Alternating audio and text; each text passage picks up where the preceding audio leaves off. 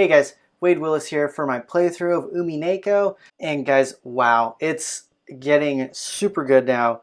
Beatrice is just going ham, killing people. And it looks like the grandpa might have been burned. There was like a smell of that was coming horrible from the boiler room. We think it's his body that was in there. Cannon was gonna try to throw a hatchet at Beatrice in I believe it was butterfly form. And he gets almost like this demon dart thing thrown at his chest like an ice pick. He isn't technically dead yet, but I don't see how he's going to live personally. He was trying to summon his anger and hate to go against Beatrice because Shannon's dead.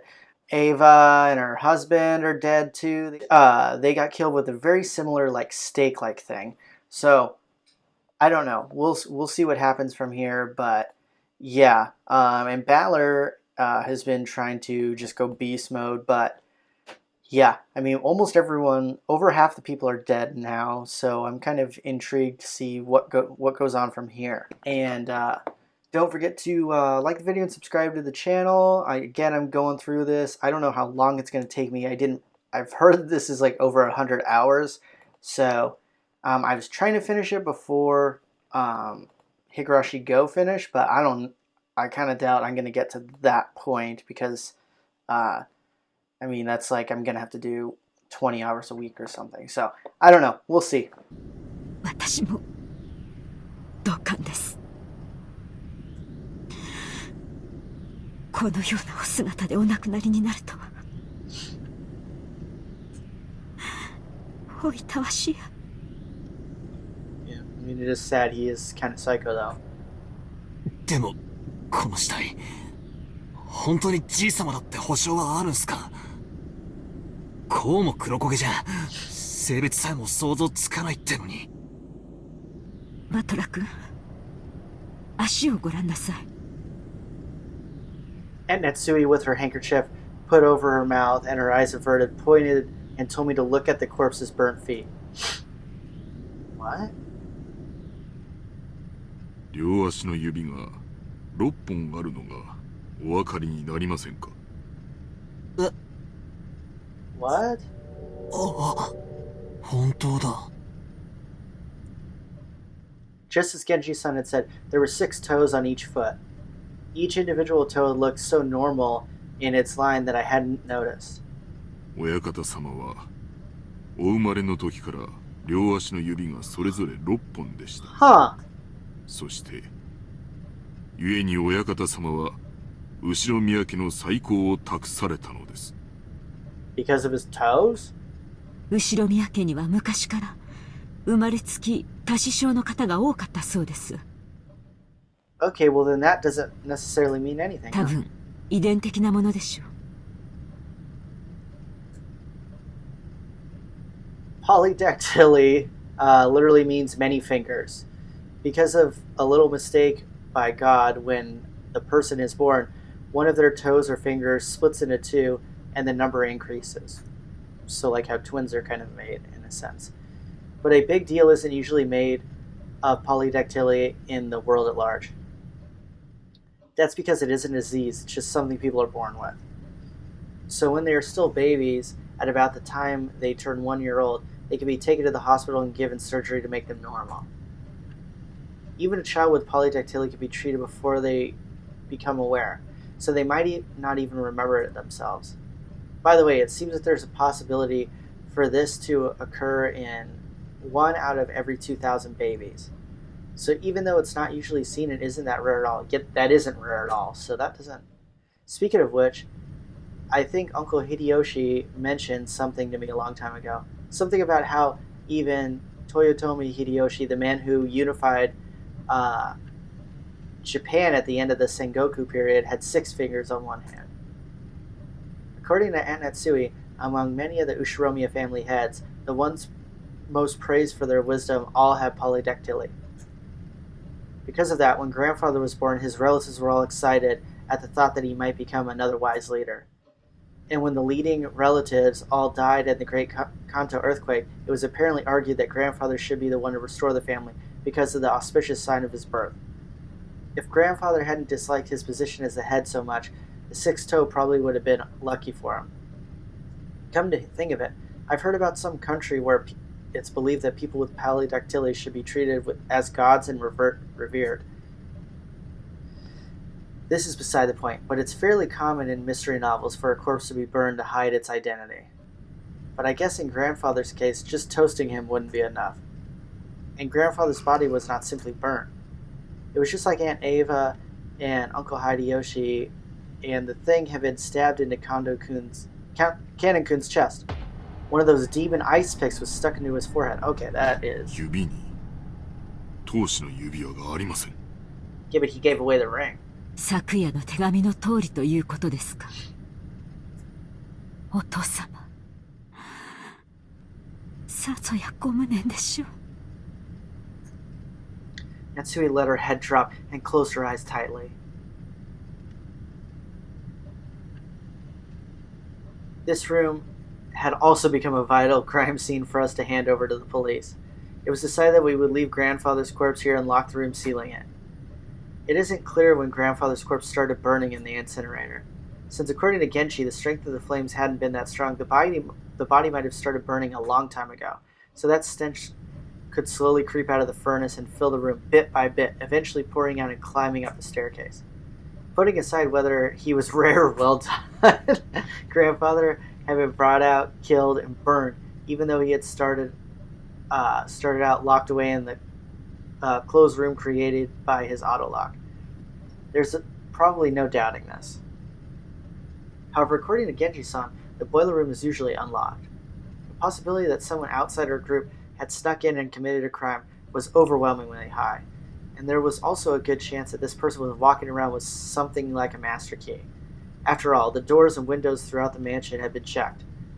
But despite that, the culprit was able to strut around the mansion freely. Yeah, because they're a witch, dude.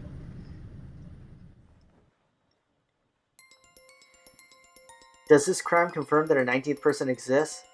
There's still that contradiction since they're trying to tout the existence without ever showing themselves once.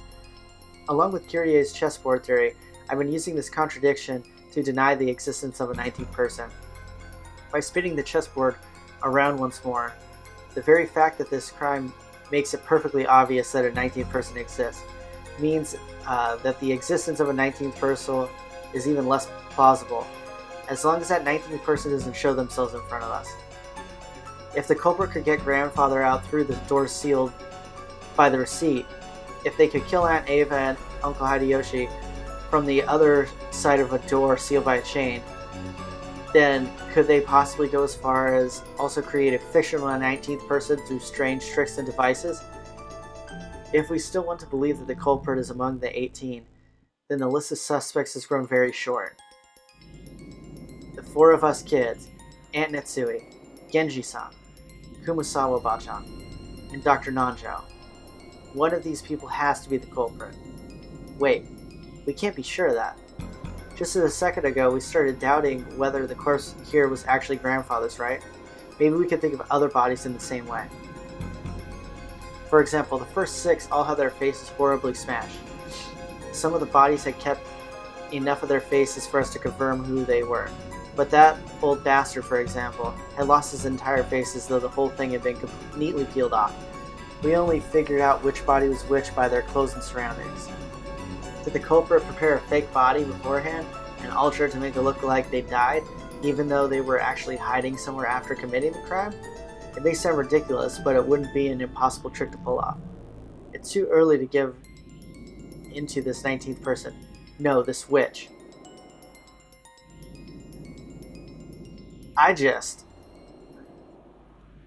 マリアちゃん、それ以上しげしげと見てはなりません。さあ、バトラ君も。カノンの容体も気になりますし、いつまでもこのようなところにはいられません。戻りましょう。Yeah, the only person who I could see doing this is Maria at this point. Maria didn't go out with everyone else, but remained in the boiler room.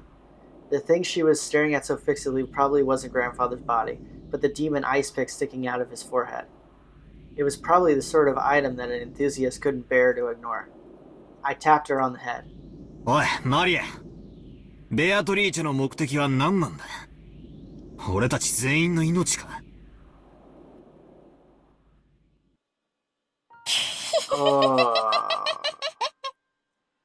ベアトリーチェはもうすぐ蘇るんだよ。その時、誰も生き残れはしない。よくも笑えるもんだぜ。自分だけ蚊帳の外だと思ってるのか？どうして自分の身に危機が迫っていると感じない？どうして怯えない？ Well, they're all going to be resurrected. ベアトリーチェは約束してくれたもん。マリアは黄金鏡へ連れて行ってもらえるんだよ。そこはね、しがらみも何もないすべての人たちがずっと一緒にいつまでも優しくし合っていける素敵な場所なんだよ。 Sounds like heaven. マリアは楽しみだよ。その時はもうすぐだもん。I feel very strongly that she's been yeeting people. Oh. Just what kind of person is Maria? I only know what Maria was like 6 years ago, and when she was 3. She was once a pure and obedient good kid. The new Maria 6 years later and the Maria I knew didn't seem to fit together. She might be possessed. Just who is she, this witch who calls herself Maria? To Maria, who obstinately believes in the witch, this series of unsolvable crimes is proof that the witch actually exists. No duh. Every time something occurs that would be difficult for a human, it becomes a little harder for the rest of us to not believe in Beatrice. It must be an intense pleasure for Maria to see her relatives, who once firmly denied the witch's existence, to acknowledge that the witch's existence one by one. Is that why she's in high spirits? マリア、もう一遍だけ聞く。どうせ答えは同じだろうが、もう一遍だけ聞く。お前は昨日マラテイエンで手紙をもらった。そいつは誰なんだ？ Oh my god, dude. だからベアトリーチェ。バトラがまだ信じない。Maria only repeated what she had already said. Maria met with the 19th person, the witch. Was that really a 19th person, or did one of the 18th just get her to say that? All that's certain is that Maria has been with the rest of us constantly, has always had an alibi, and hasn't done anything suspicious. She's simply overjoyed at being made Beatrice's messenger, and certainly isn't the 19th person. Supposedly. That's right. I wonder what's written in the letter we picked up. Yeah, I was just thinking about that. Aunt Ava and Uncle Hideyoshi's room. Aunt Natsui would still have that with her.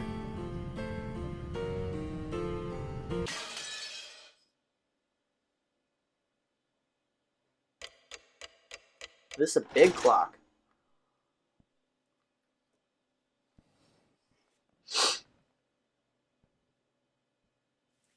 In the end, Kanen-kun did not regain consciousness, even though Dr. Nanjo and the rest did all they could to heal him. Of course, there was the very little that could be done on an island without medicine or proper facilities. However, Kanen wasn't the only human ever to confront the culprit.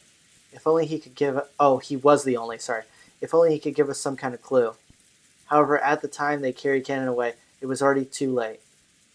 申し訳ありません。あのような重傷を設備のないところではどうしようも。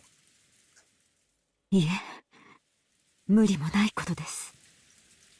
最善を尽くしてくださり、ありがとうございました。Oh, Dr. Nancho's shirt has been sprayed with a violent spurt of blood, so it is easy to imagine the devotion with which he had tried to save Kanen-kun's life, up until the last second. Jessica was crouched in the corridor crying softly. She had probably been taking care of Kanen until the moment of his death. George tried to approach her with words of comfort, but when Jessica pushed him away, he stopped trying to force her to talk and left her alone. 私がカノンさんを一人で行かせなければ。気に病むことはない。It also saved your life. 仮に一緒だったら熊沢も襲われていたかもしれん。それに愚かにも先走ったゆえの自業自得だ。そんな言い方ってねえぜ。カノン君は犯人の姿を見つけて誘拐に立ち向かったんだ。熊沢さんも一緒だったら犯人は躊躇して逃げることを選んだかもしれない。 Don't say that. Emotion-filled words that I never thought I'd hear coming from Jessica's mouth tumbled out. Kumasawa, truly looking sorry, could do nothing but hang her head. ジェシカ、今は言葉をかけるべきじゃない。僕だって、そしてバトラ君もだろう。もう何が何だかわからなくて心が張り裂けそうだよ。There were tears in George's eyes again. Seeing Jessica break down crying probably brought back the pain of losing his parents. I'd done all my crying at once, so I didn't feel like crying anymore. However, I understood how great the pain in their heart was. 大丈夫だよ、ジェシカ。カノンにだってまたすぐ会えるよ。よしてくれよ。そういう慰めはいらねえぜ。ベアトリーチェは死者も失った愛すらも蘇らせる。だからきっとすぐに会えるよ。そしてきっとみんなで穏やかに過ごせるから。カノン君を殺したのがマリアに昨日手紙を渡したっていうベアトリーチェなのか。そいつはどこにいるんだよ。どこに隠れてるんだよ。私が見つけて引き裂いてやる。 I don't think you got a 言えよ。 chance. 知ってるんだろ犯人の正体を。お前は何を知っていて何を隠してるんだ。話しやがれ。 Is she hitting Maria? お嬢様、おやめください。Oh, I guess she was. ベアトリーチェはいる。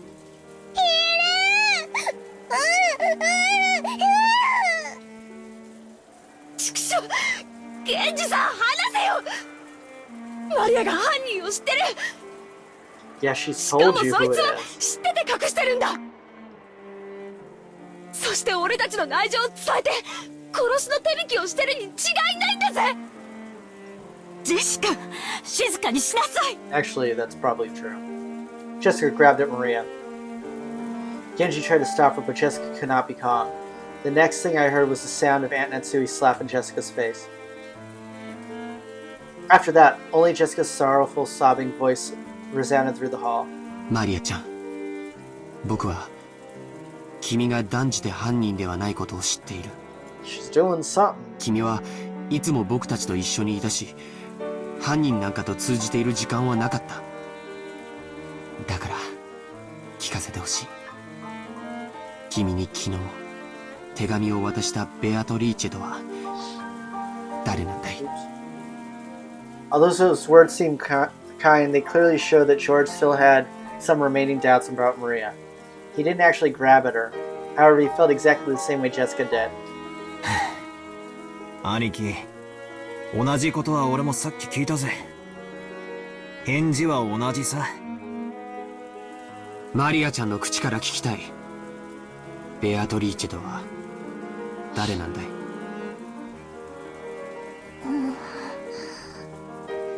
言ってもどうせ信じない。それはどういう意味だい？ひょっとして僕らのよく知る人物が犯人で、君は何かの事情からそれをかばうために黙っているというのかい？君はあの手紙を誰にもらったんだい？ベアトリーチェにもらったんだよ。何度だって言う。手紙はベアトリーチェにもらった。ジョージお兄ちゃんがベアトリーチェを信じないのは殴れる相手じゃないから？ジョージお兄ちゃんは、やるせない気持ちを暴力に変えて、誰かにぶつけたいと思っている。だから殴れる相手が人間じゃなきゃ、収まりがつかない。だからそんなジョージお兄ちゃんには、真実を話しても受け入れられない。だから言っても無駄。信じない。Huh. I feel like... でもマリアは何度も言うよ。真実だから言うよ。ベアトリーチェはね、いるの。I feel like the exist thing is going to have a big importance because they keep putting in those weird黄金鏡の扉はもうすぐ開かれるよ。parentheses thing. マリアはそこに行くの。ベアトリーチェが約束してくれたの。She's just using you, その世 probably. 界では、ママも優しくて、パパも一緒で優しいの。マリアは早くそこへ行きたいの。みんなはベアトリーチェのことを恐れている。そしてそれは無理もないことだけど。なら安心して。ベアトリーチェは言ってたよ。台風が去るまでに全てを終わらせるからって。Dang.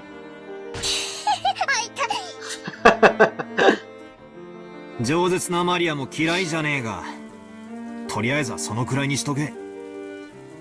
魔女はいるいる言ってたお前にとって、さぞや現状は愉快だろうが、とりあえずそいつはお前だけで噛み締めとけ。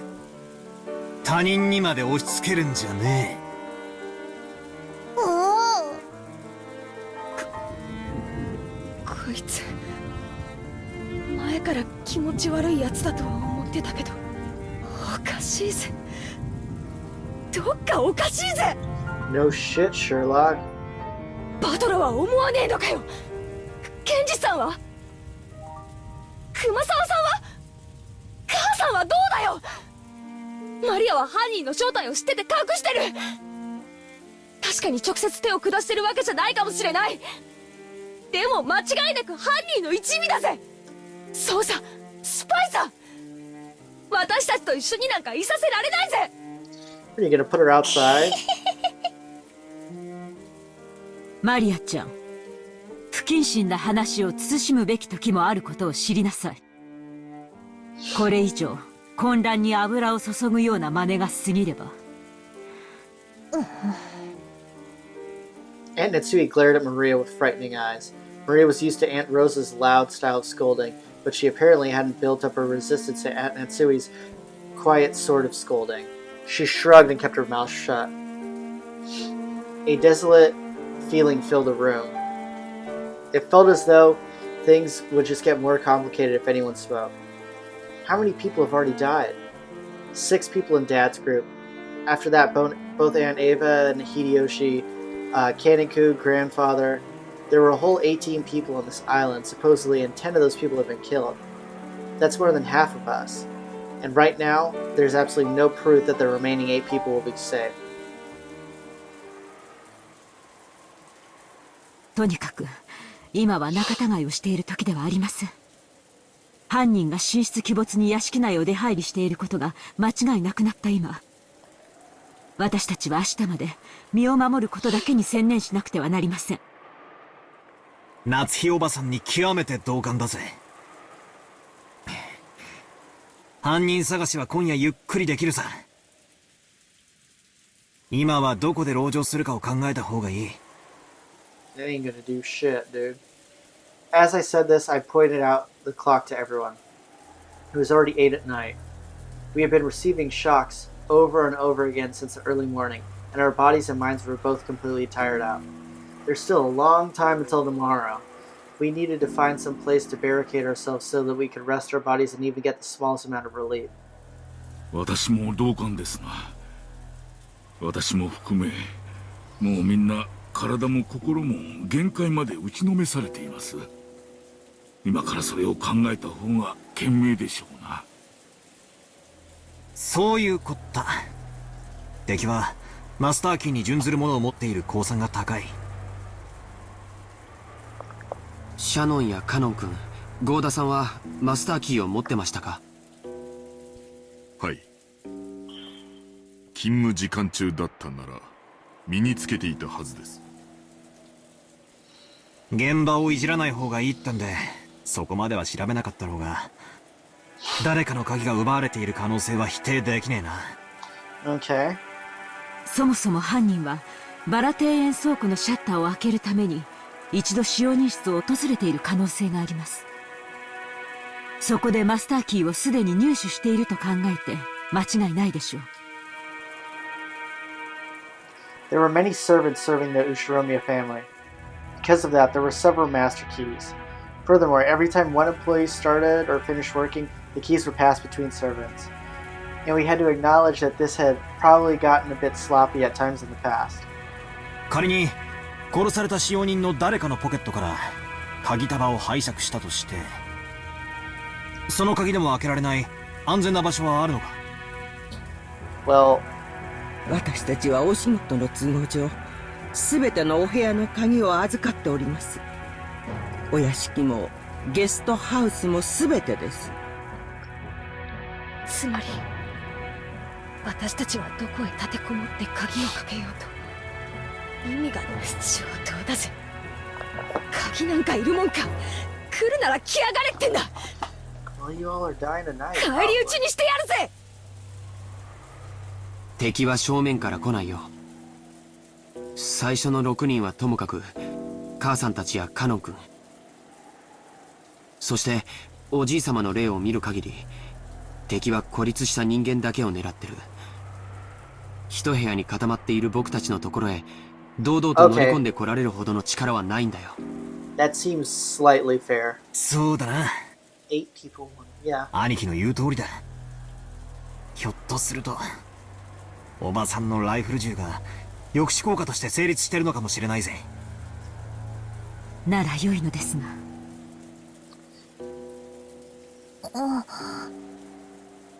マリア、言いたいことがあるんだろうが、そいつは飲み込んでしばらく Dude, 黙ってろ。 maybe you should listen to what she has to say.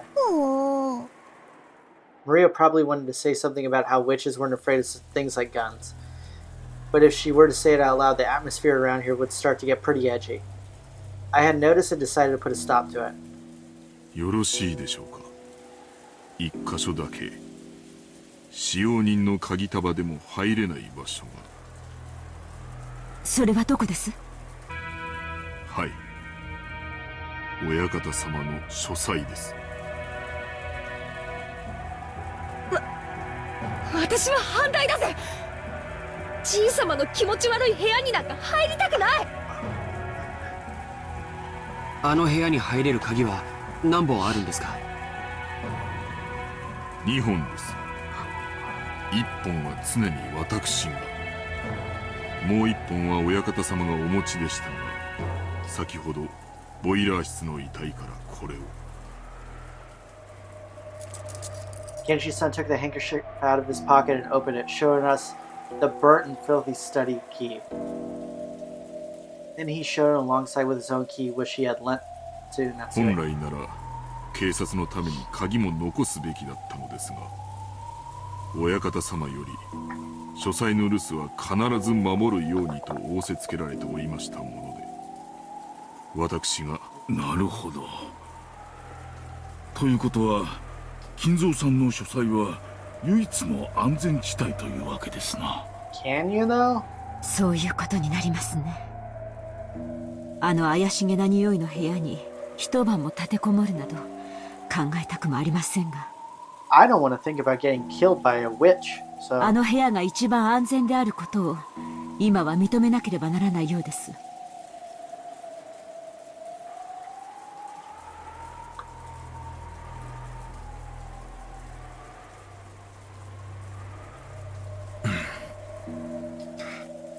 その安全な部屋に閉じこもってたじい様を犯人は連れ出して殺してる。絶対安全とは言い切れねえけどな。バトラ君の説のおじい様がうまくレシートをやり過ごして自分の意思で部屋を出たと考えるなら籠城の価値はあるかもしれない。楽観的すぎだぜ、兄貴。I mean, it's the best option. However, at the same time, I thought he brought up a pretty interesting point. After all, this gives us a chance to question the enemy, the witch herself, about how the sealed door had been opened. If we assume that the culprit used some technique to kidnap grandfather from his study, they'd have to show us the same trick again if they wanted to assault us in the study. And that'd give us a chance to make the culprit prove how they did it right before our eyes. If she's really a witch, we'll be forcing her to use her little magic trick to open the door right in front of us. But that's probably impossible. If you spin the chessboard around, it's obvious that the culprit is acting in a way to make us think they're a witch. If she really is a witch, all she has to do is appear in front of us and wow us at a colorful display magic. Since she's avoided doing that, everything must be the work of the fake witch who wants us to think she's real. Therefore, a culprit who used a technique other than magic to defeat the closed room couldn't open the door before our eyes. じいさんの部屋ってのは8人で押しかけても大丈夫なくらいの広さなんすか？はい。ベッドにソファー、毛布類もありますので、贅沢を言わなければ十分に夜を越すことができます。流しにご不浄、冷蔵庫に酒棚もあります。ひゅー、そいつはすげえぜ。しかしおかしなもんだな。自分の家の中にさらに自分の家を作ったってのか？島を丸ごと買って自分の夢を全て実現しきったじいさまの最後の家にしちゃ随分手狭なんだな。That is an interesting point. そうですね。いつの頃からかお父様にとっては屋敷内ですら心を許せる場所ではなくなってしまったのでしょう。そこに引きこもっていたのを私たちは嘲笑い、そして今度は私たちがそこに立てこもろうってわけだ。Jessica spat the words out. ジェシカちゃんは立てこもるより犯人を探しに行きたいという感じだね。もちろんこっちから探しに行って見つけられるなんて思っちゃいないぜ。結局は待つしかない。なら逃げも隠れもしない。客までテレビでも見ながらのんびり現れるのを待とうじゃねえかよ、ベアトリーチェ様をよ。現れなければ現れないで十分です。Yeah, that would be awesome if she didn't appear. 犯人を暴くのは私たちである必要がないからです。正論ですな。警察が来るまで危険を冒すべきではありません。ありがとう南條先生。私はお父様の書斎に移るべきだと思います。確かにお父様が連れ出された可能性があり、絶対の安全が保証されているわけではない。しかしバトラ君の推理のお父様が何らかの方法で自ら書斎を出て外で襲われた可能性も否定できません。Well, a while back I proposed a strange theory as a stopgap measure. But just as Aunt Ava said, even though that trick would be possible, I couldn't explain what motive could have made Grandfather sneak out of his own study in such a troublesome way. Plus, Grandfather couldn't have even used that trick unless he knew that receipt was wedged in the door. Aunt Ava hadn't pointed out the last part, but it's clear how absurd the theory was. So does that mean that the sealed door formed a closed room, just as Aunt Ava claimed? Is it an undeniable fact that Aunt Natsui was the culprit?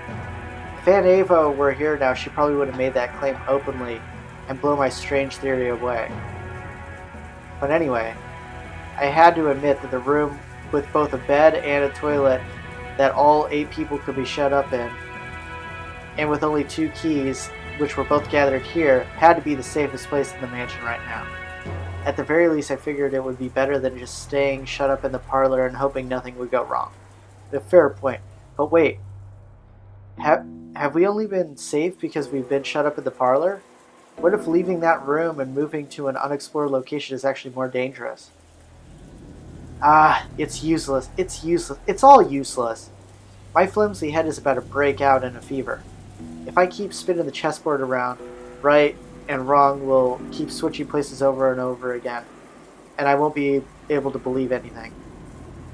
When it seems like the culprit is one of the 18, I want to believe it Beatrice. And when I start believing in Beatrice, I start wanting to find the culprit amid the 18. If that keeps spinning around forever, in the end, my thoughts won't have taken one step from where they started. How far back in the past was it that Kyrie taught me about the chessboard thinking? That concept of examining the situation by spinning it around and thinking from the enemy side. I seem to remember being so interested by it back then. I used it to guide all my thinking. By the way, Kyrie was Dad's co-worker back then. I never dreamed that she'd someday be added to our family. That's an HR violation. Didn't Kyrie tell me something once? I get the feeling she once said that while the chessboard thinking was one way to look at things, it certainly wasn't all-powerful. And it wouldn't be good to rely on it too much. チェス盤思考ってのはね、昔本で読んだゲーム理論というものを私なりに解釈したものよ。とても面白い学問だから、バトラ君も大学に入ったら挑戦してみるといいわよ。ぜひやってみたいっす。それを勉強してチェス盤思考をもっと鍛えたら、どんな相手の手の内も読めるみたいで楽しいじゃないっすか。でもね、盲信しちゃダメよ。ゲーム理論は非常に奥深く複雑な学問なの。I for sure have learned about game theory. I can't remember. チェス盤思考はその上辺だけを私なりに解釈した考え方に過ぎない。バトラ君が想像するほどに相手の手の内を読み切るには相当の勉強が必要よ。しかもチェス盤理論は応用の利く便利なものではあっても完璧ではない。便利ではあっても弱点が多い。弱点？ええ。チェス盤思考の基礎はゲーム理論。ゲーム理論は突き詰めると数学に行き着くの。数学の弱点は何か知ってる？ Uses logic. ノイズよ。Oh. In math, when you write 1 plus 1 equals 2, that process will always result in 1 plus 1 equals 2, no matter how many billions of years pass, nothing more, nothing less. That's because there is absolutely no noise mixed in. But for example, unlike math, the Japanese language has noise mixed in. Kanji are a good example. That is a really good. Old kanji and new kanji are slightly different, which represents an introduction of noise created by the changes between time periods. Isn't history the same? There are dozens of policies that seem foolish in the modern era, but were meaningful at some point in the past. Because the rules of chess are fixed, when a pair of experts are discussing one particular layout, it's possible they could reach the same conclusion, whether from 100 years in the past or 100 years in the future. However, if the rules of chess had gone through massive changes over time, it's possible that a discussion about the same layout would have changed as well. その通り。人の世の事象は本来ノイズだらけなのよ。人の感情だってそうでしょ？ Emotions, there we go. 全く同じことが起こったからといって、人は必ず決められた反応を示すとは限らない。それを数学の理論で当てはめ、相手の行動を読もうとする時点で、すでに理論には弱点と限界があることを知らなければならない。Super true. 手っ取り早く言うと、チェス盤思考はノイズや気まぐれ、そして誤解、認識ミスに非常に弱いの。That's right. Kyrie definitely said that. Chess has always been a game where both sides play by the same rules and fight with the same conditions for victory. That's why it's possible for both sides to predict the other's moves. It's possible to read your opponent when you could always suppose they'll make the best moves they can find. But when your opponent is fickle or a bit tired, and makes a move that can hardly be called the best, Or what if this game is actually has a special rule? Some unknown thing that only the enemy knows about and can use. In fact, what the opponent actually has some goal other than victory. Think from your enemy's perspective. That's the basis of chessboard thinking, which means if you misread your enemy, the answer you draw from the process will be complete rubbish, useless. So far, I've used the chessboard theory to guess several vague bits of information about the culprit hiding behind this case, or so I think. However, I don't know anything about the culprit. Am I just playing around with the labyrinth of thought? In a labyrinth of thought.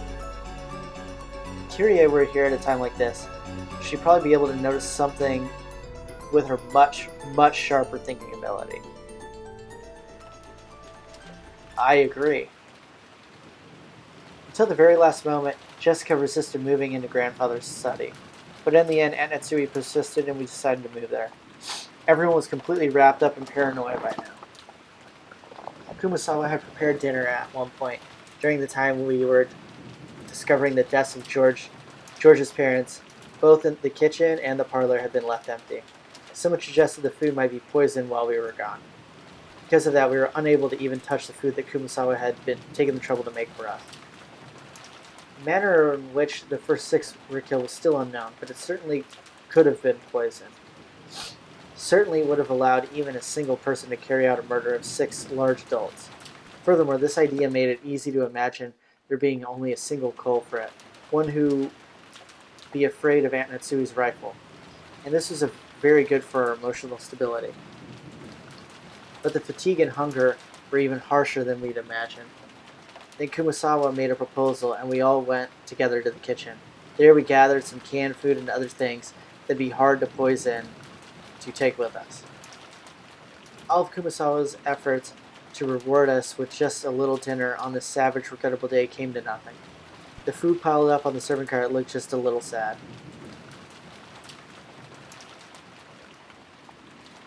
We all started climbing the stairs. Aunt Natsui, who was the lead, warily stared into the darkness with both eyes and the barrel of the gun. Once we dragged ourselves up to the 3rd floor, just as Aunt Natsui had warned us beforehand, there was a mixture of chemical smell and a sickly sweet aroma, a stench hanging in the air. It felt like it was eating into our heads. なるほど。こりゃ一晩もこもったら頭痛にでもなりそうな匂いだな。今更ながら、じい様の書斎に反対したジェシカに賛成だぜ。It felt like the stench was floating out from the magnificent door. It was a door to the forbidden study, which should defend against anyone who would enter. While Genji unlocked the door, Maria stared at the door and the doorknob with great interest. すごいドア。古くいかめしくて冗談の通じなさそうな、いかにもじい様の書斎にふさわしい扉だよな。霊的な悪意を退ける力がとても強く込められている。多分、ベアトリーチェはこの扉を開けられないね。お？それどういうことだよ。Maria pointed at the doorknob. A scorpion crest. No, a design like a magic circle arranged around a scorpion was inscribed there. Oh, that design. That's right. Isn't it just like those keychain charms Maria gave Jessica and me yesterday? 火星の5の魔法陣は強力な魔除け。しかもこの魔法陣は相当丹念に作られていて、力がよく満ちている。魔の者であるベアトリーチェにとって、この魔法陣はとても厄介だろうね。それは心強いじゃねえか。この部屋なら、ベアトリーチェの魔種から逃げられるってことだろ？うちの魔女様は実に頼もしいぜ。なら、ベアトリーチェはどうやって中のおじい様を？ He left himself. バトラが推理した通りだよ。ベアトリーチェは中に入れない。でも彼女には魔法があるし、使い魔だっている。それらを使って、おじい様が自分から書斎を出てくるように仕向けることはできるかも。ああ、漫画で読んだな。吸血鬼は十字架が怖くて近づけねえけど、使い魔たちはへっちゃらなんで、使い魔に襲わせるみたいなシーンを読んだことがあるぜ。バトラたちに昨日あげたサソリのキーホルダーのようなお守りも、この火星の5の魔法陣だよ。込められている力は微々たるものだけど、この島を出るまでの間を守ってくれるだけなら十分だった。なくしちゃったそうだけどね。This jabroni lost his? サソリのキーホルダーのお守り。ああ、昨日私が母さんに渡したお守りはマリアにもらったものだったんだよ。ドアノブにかけると魔除けになるとか言われて、私より母さんの方がいいかなってあの時は思って。そうでしたか。ジェシカにしては変わったものを持っていると思っていました。夏日おばさんがあれをドアノブに？ええ。夕べそう聞き、寝る前に扉の内側のドアノブにかけました。なら、夏日おばさんはとても幸運だよ。そうだったなら夕べ、ベアトリーチェは夏日おばさんに指一本触れられなかっただろうね。ベアトリーチェはさぞや悔しがったと思うよ。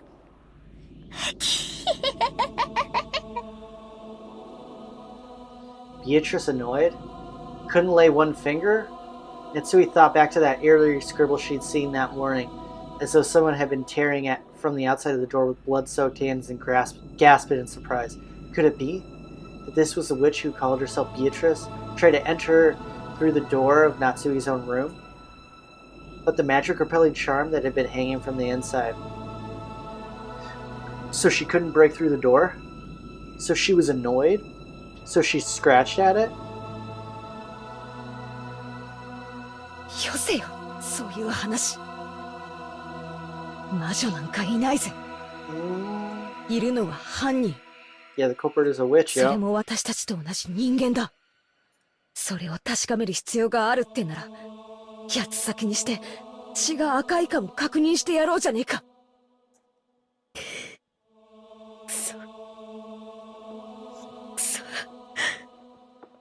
よくもカノン君を。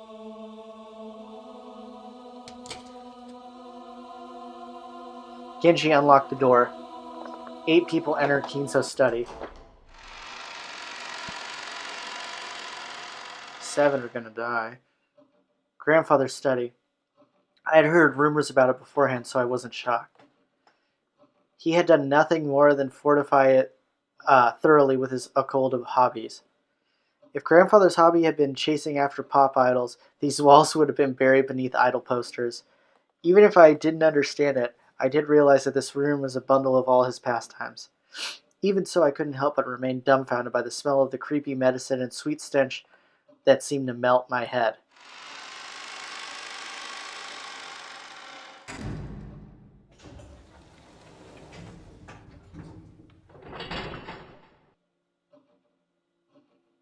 When the door was closed, it automatically made a clunk. I see. This is an auto lock that is activated whenever the door is closed, and there were only 2 keys that could open this door from the outside, both of which were in this room. In other words, it had become a closed room. The shutter, the receipt, the chain, and now the auto lock. This 4th door had the most magnificent lock yet, and this was doubtlessly a closed room. Just to make absolutely sure that this room was secure, we all checked for ways in or out. The window was tightly locked. That should have been enough, but just in case we tried knocking all over the walls. After all, we had talked about there being a hidden door in this room, but we couldn't find anything suspicious. Grandfather's study was very large. Even though we called it a study, it wasn't really a single room. It could be divided up into 4 basic sections: a study section, a bedroom section, a toilet bathroom section, and a section for cooking that had a sink. I see. This study really does have enough to live in. Now I see how grandfather could live his whole life in this room without ever leaving. It seemed grandfather wasn't in the habit of watching TV because there was no television or even radio in this room. We can't do anything except pass the time listening to the center rain until tomorrow morning. Dr. Nancho looked closely at the chessboard that sat on the table from the sofa and muttered.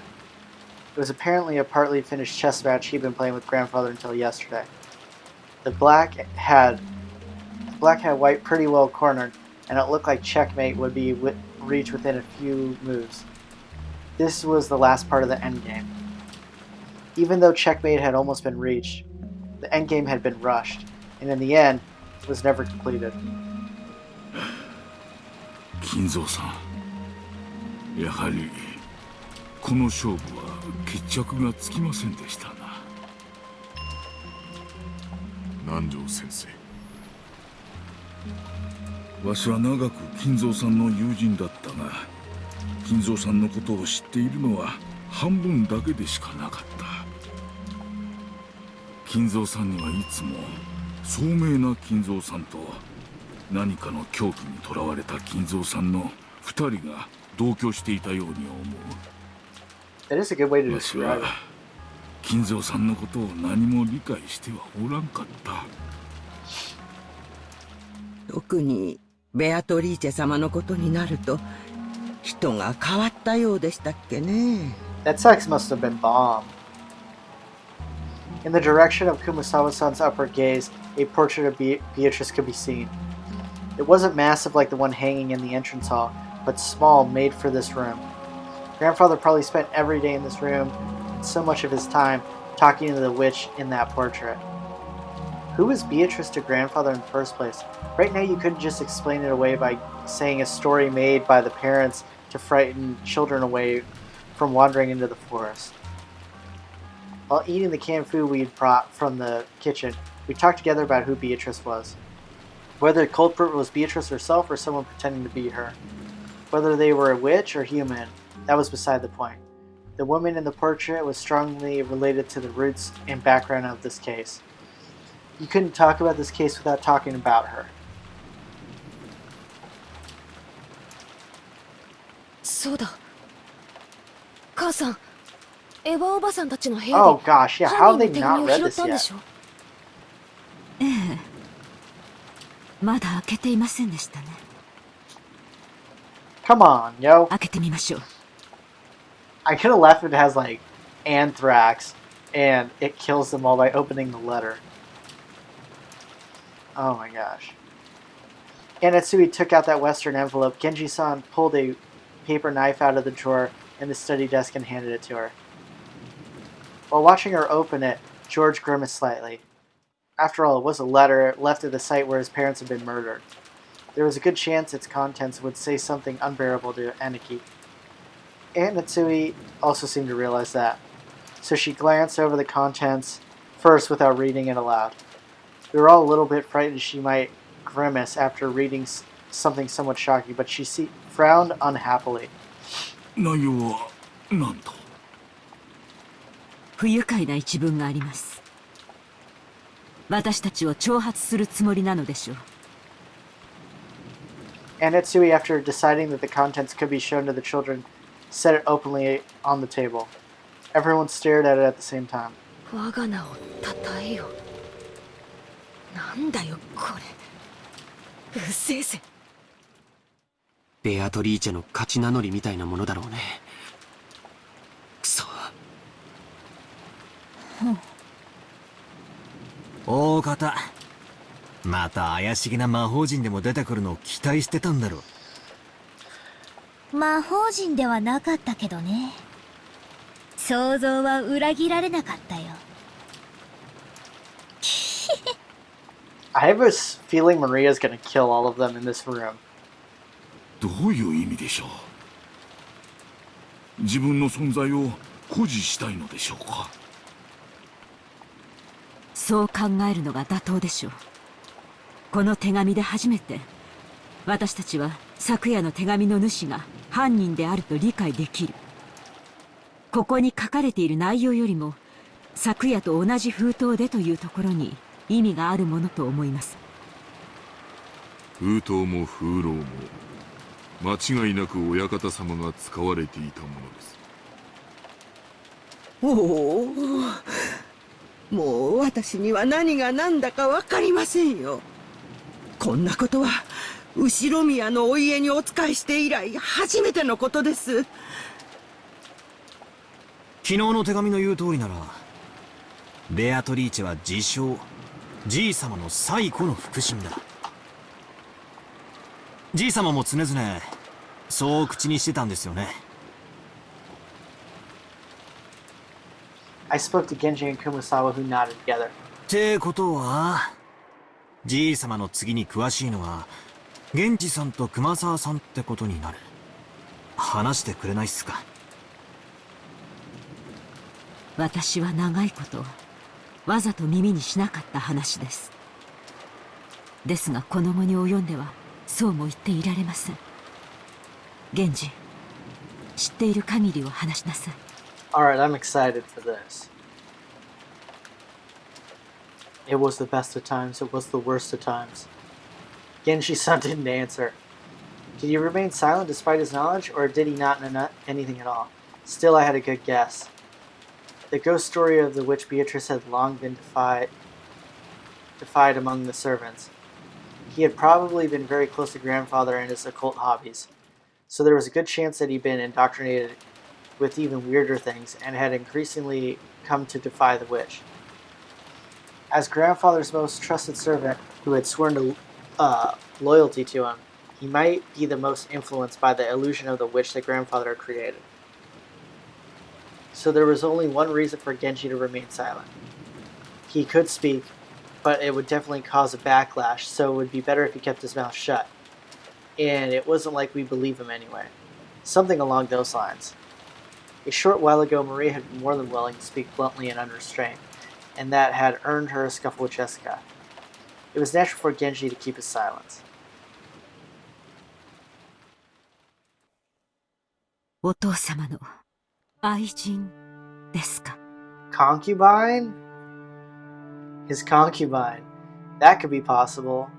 For ordinary poor people, polygamy isn't only viewed negatively from a moral perspective. It's also an unmaintainable financial situation. That is true. But that isn't the case for the very rich.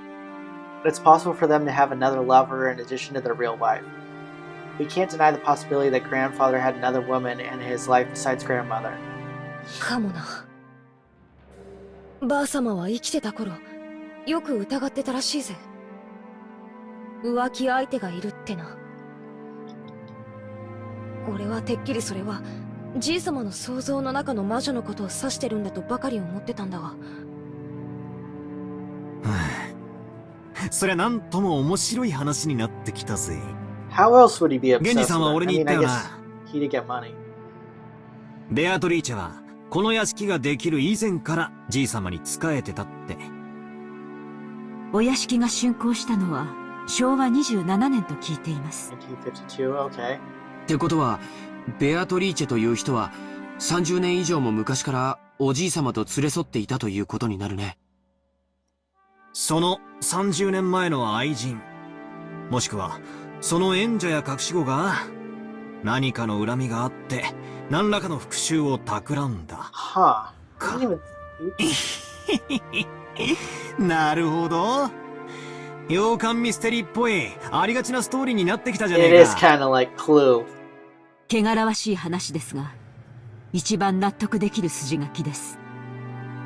どうですか、源氏。おそらく親方様に恋愛の感情は終わりになられたでしょう。亡くなられた奥様より愛しておられたに違いありません。Well, duh. ベアトリーチェってのは何者なんだよ。そして今はどうしてるんだ。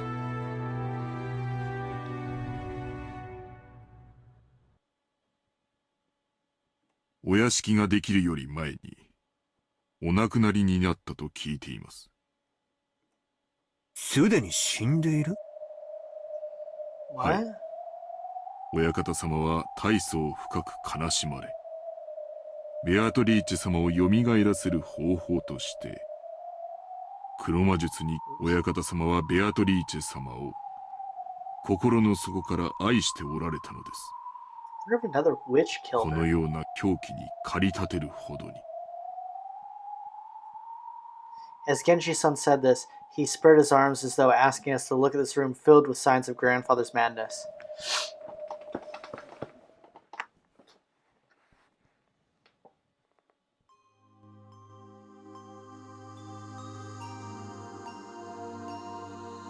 We were all at a loss for words.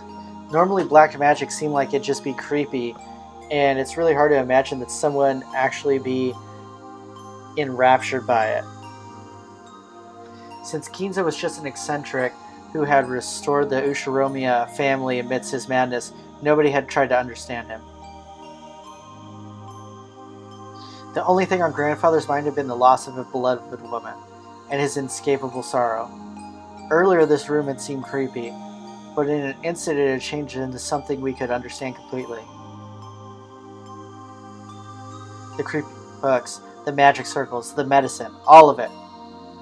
It all existed simply because he wanted to revive the face of a single woman who had left this world over 30 years ago. 一度だけ深く酔われた親方様にベアトリーチェ様のお話を聞かされたことがあります。詳しいことは忘れてしまいましたが、それはもう女の私が聞いて羨むような深い深い愛情でございました。金蔵さんは後宮家の当主を継いだ時、当時まだ生き残っていた後宮家の長老たちの意向で亡くなった奥さんとの結婚を決められたのです。つまり後宮家にとって得になる女性との結婚を強制された。さようです。I see.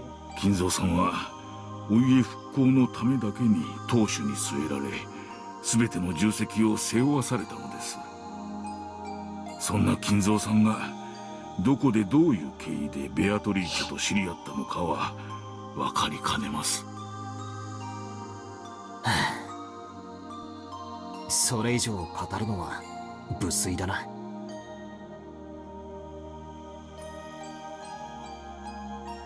That was when grandfather truly fell in love for the first time. Just how deep was his affection for her?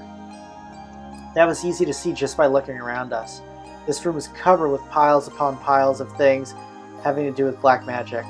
As grandfather spent every day shut in here, immersed in his research and isolated from the outside world, never regretting 1 minute of it. You couldn't help but recognize the depths of grandfather's love for Beatrice. 私誤解してたよ、源氏さん。何をでしょうか。私、使用人の人たちが魔女を盲信するのは、じい様の気持ち悪い黒魔術趣味に感化されてるからじゃないかって、ずっと違ったんだな。By acting as though Beatrice's soul had at least been restored and existed inside this mansion, they might have hoped to soothe grandfather's heart. With closed eyes and an expression for one remembering from the distant past, Genji had broken his long silence. In making that confession, he probably felt like he was betraying the one and only master in the most serious way, even though that person was already dead. Beatrice had revived as a witch, and she is in the mansion even now. Genji had said it, had believed it, had made people believe it, and would take that with him to the grave. This might have been the last service he could offer up to his master. The legend of the witch, the mysterious tale of Rokujima that was still whispered amongst the servants. Its true nature was a sad lie. No, it was an act of kindness towards grandfather who had lost the person he had loved above all else. 私はお父様の前で魔女を否定する話を何度か口にした覚えがあります。今ならそれがどれだけお父様を傷つけていたかわかります。今の僕にならわかるよ。シャノンを蘇らせる方法が黒魔術だというなら、僕は今すぐにもこの部屋の次の主となって研究を兄貴。 Another strand of tears dripped from George's eyes. Maybe his tears were infectious. Tears rose into Jessica's eyes too, and she sniffled. ベアトリーチェは言っていたよ。もうじき、蘇ることができる。会うことができるって。Very soon, the door to the Golden Land will be open. In the promised land that glitters gold, the souls of all dead will be resurrected among with the love that has been lost. Then I will sleep in a world of peacefulness for all time. そう言ったのか。マリアに手紙を渡したベアトリーチェは。信じないよね。ここにじいさまがいたならきっと喜んだろうな。もうじきベアトリーチェが蘇ることにさぞや踊り上がって喜んだろうな。なら俺は信じたぜ。じいさまが半生をかけて研究したことで蘇り、愛した女の魂が蘇ったと信じて寿命を全うできるって言うんなら。バトラー。一人の女性をずっと愛し続けた気持ちが周りにも伝わり真実となる。それを気遣いと呼べばそれまでだろうけれど、今の僕はあえてそれを魔法と呼んであげたいね。Oh, it's so touching. 気遣いじゃないよ。本当に魔法だよ。魔女だよ。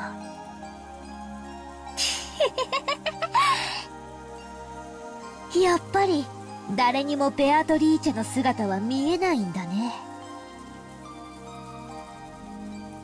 Some time passed. As we listened to the sound of the rain, we considered what kind of love and madness must have been possessed by the owner of this room as he spent half of his life here.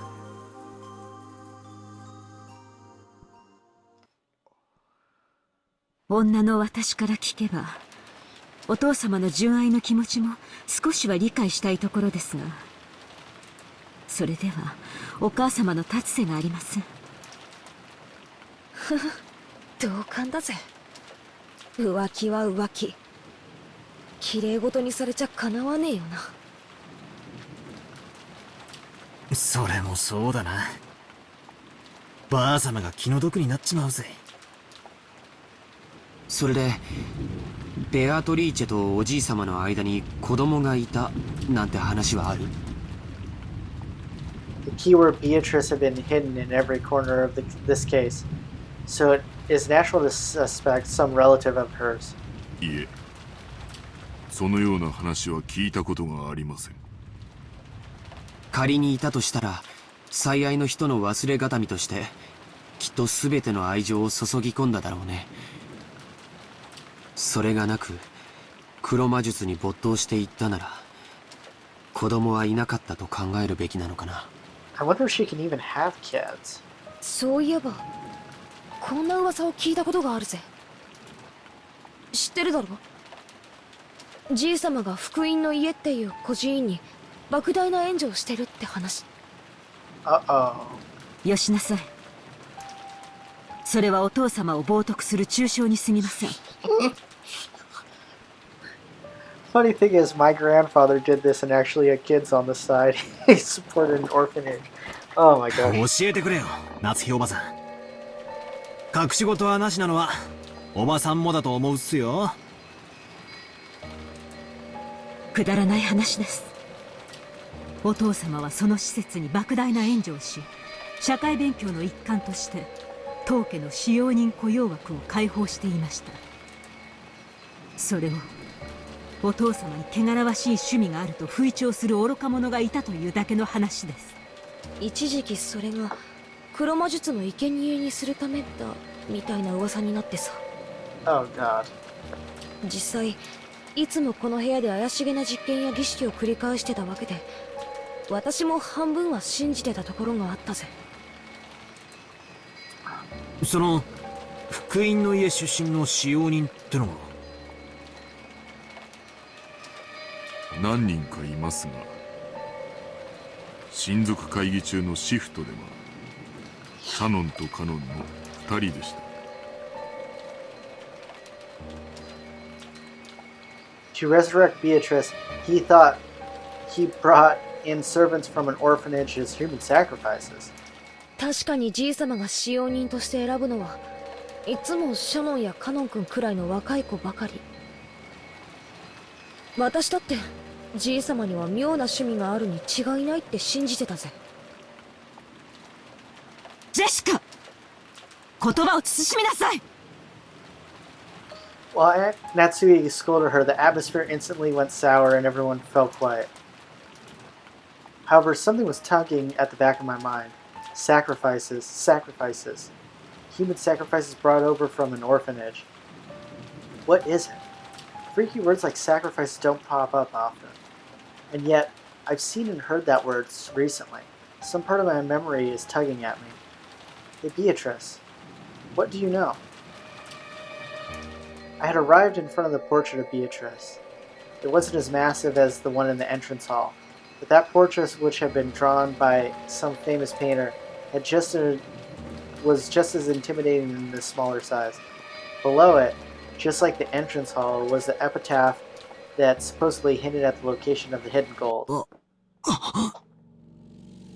生贄だ。なんだよバトラ。急に気持ち悪いこと言うなよ。生贄を6人。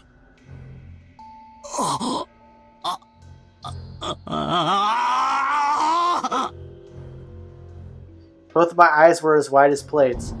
Everything had been projected right here from the very beginning. Everyone crowded around, and the same expression of shock rose to all of our faces. That's right. It's all right here in the epitaph. On the first twilight, offer the 6 chosen by the key as sacrifices. 間違いない。 How am I the only one who figured this out? These 最初に fools 死んだ haven't. のは6人だ。そしてシャッターに書かれた魔法陣じゃねえ、ヘブライ語でも生贄を捧げると書いてあった。私は最初からそう言ってる。 That's right, Maria said it right at the start. Right after we found the 6 bodies when Maria was in the parlor watching TV, she said it. Ooh, the culprit isn't human. It's just sacrifices being chosen by the key. これは黄金の隠し場所なんかじゃねえ。黒魔術か何かの復活の儀式の手順なんだ。確かこの碑文には大勢の死が必要になるはず。確かにざっと読むだけでも 6+2+5 で13人は死ななくちゃならないことになってるぜ。 So how many they had? They have 6? They've had 8. No, they've had they had 11 die? I think 11 have died, so they need 2 more, right? 普段はこの島には何人いるんですか？使用人のシフトにもよるでしょうが、お父様、夫に、私にジェシカ、そして使用人が 2,3 人。昨日今日は5人いてもらってますが、普段はそこまでいません。ってことはだ、この儀式を実行しようとしたら普段じゃ生贄が足らないってわけだ。いや違うぜ。じいさまは福音の家から不気味な儀式の生贄にするために使用人を取ったという噂。つまりなんだよ。生贄の人数を増やすために使用人を増やし、さらに人数が集まる年に一度の親族会議を、この儀式を執り行える年にたった一度唯一のタイミングだったってことじゃねえか。When Jessica screamed this, Maria broke out in a creepy laugh and looking truly pleased. Can you imagine being trapped with this crazy girl? 人は運気を試すためにある種の確率に願掛けをすることがない？ Like throwing a sandal and saying that if it lands right side up, tomorrow will be sunny. Or saying that tomorrow will be a good day if a coin lands heads up. There are many little superstitions like that. Sometimes when your luck is down and you get bored and roll the dice, you get 3 6s. You wouldn't believe it's a portent of some miracle. When flipping a sandal, you have at worst a 50% chance. Even if you get it right side up, it's not worth much. But if you carelessly roll 3 dice and they all come up 6, you might think that's a small miracle. 魔術にもそういう考えはあるんだよ。限りなくありえない出目を期待してひたすらに祈祷を続ける。そうして蓄えられた祈祷の念は奇跡の出目が現れた時魔力を持って具現化される。おじいさまがしようとした魔術は多分そういうもの。鍵が無作為に選ぶ生贄の抽選。それに万が一自分が当たることがないようにこの島に最も人が多くなる日を選んで儀式を実行した。バカバカしい。これらが全て怪しげな魔法の儀式の過程で起こった事件だと言い出すのですか？ Natsui yelled. She couldn't quell the fear that the scorpion charm might have been the only reason she was still safe. If I hadn't received that charm from Jessica and hung it from my doorknob, would I have been killed, mixed in with those 6? The strangest part is, even though I hung the charm from inside the door, they couldn't get through that door. The culprit noticed the charm from the outside of the door and gave up trying to open it. A human couldn't have perceived that. A charm meant to stop something that was not human had done exactly that. Impossible. Impossible. だが夏日さん、確かに碑文の内容はその後をなぞっとる。Thank you. 第二の晩に残されし者は寄り添う二人を引き裂け。これはエヴァ様たちのことを指しているのでしょうか？悔しいけどそうだと判断せざるを得ない。 Thank you. そして、Yes. 母さんたちを殺した犯人は続く第3の晩の言葉を手紙に書きその場に残したんだからね。そうだな。第2の晩を実行し第3の晩をその場に残した。第3の晩はまさにさっき夏代おばさんが読んだ通りだぜ。On the third twilight, those who remain shall praise my noble name. Ah, if you read it this way, it just keeps going on, doesn't it? On the fourth twilight, gouge the head and kill. Gouge the head and kill. George Anaki's parents were killed with those demon ice picks gouged in their heads. But if they were the second twilight, someone else must have been gouged in the head. じいさまだ。 Grandfather, yep. 焼却炉の中で焼かれてたからそっちに目がいっちまって気づかなかったがじいさまも眉間にいや頭をえぐられてた。